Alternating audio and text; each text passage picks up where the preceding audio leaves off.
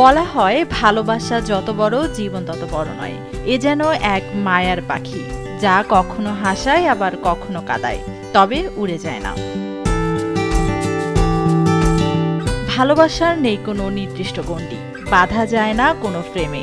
কারো কাছে ভালোবাসার নাম কাছে থাকা, হাতে হাত রাখা, আবার কারো কাছে বেদনার নাম ভালোবাসা। তবে দু মানুষ একে অপরকে কতটা ভালোবাসতে পারেন তা প্রমাণ করে সম্প্রতি সামাজিক যোগাযোগ মাধ্যমে ভেসে বেড়াচ্ছে একটি পোস্ট। এটি প্রাক্তন স্ত্রী উম্মে ফারহানার লেখা। সেখানে লেখা ছিল, কাগজে কলমে আলাদা হবার পরও সকল বন্ধন ছিঁড়ে দূরে যাওয়া সম্ভব হয়নি কখনো।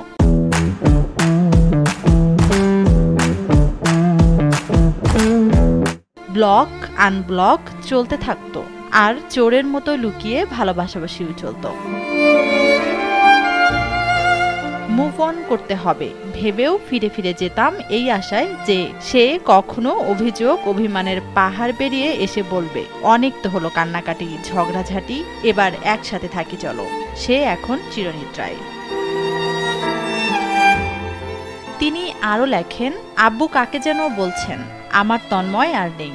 আমারও বলতে ইচ্ছা করছে, আমার তন্ময় আর নেই। 2012 সালের জানুয়ারি থেকে 2022-এর মার্চ পর্যন্ত দাম্পত্য জীবন ছিল তাদের। পরবর্তীতে আলাদা বাসায় বসবাস করলেও শিশু সন্তানের জন্য সার্বক্ষণিক যোগাযোগ ছিল তাদের। তুমি চলে যেতে চেয়েছিলে, বহুদিন বহুভাবে পত্রোধ করে অবশেষে যেতে দিয়েছি।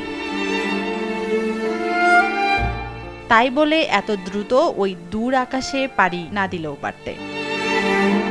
তানজিলা তাসনিম, RTV।